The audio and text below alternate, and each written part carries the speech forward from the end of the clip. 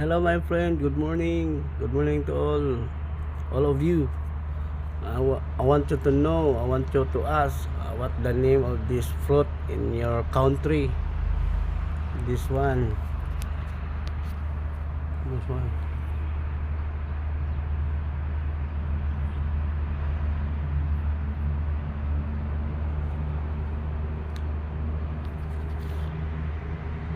I want you I want you to ask this the name of this fruit. If you know, comment below.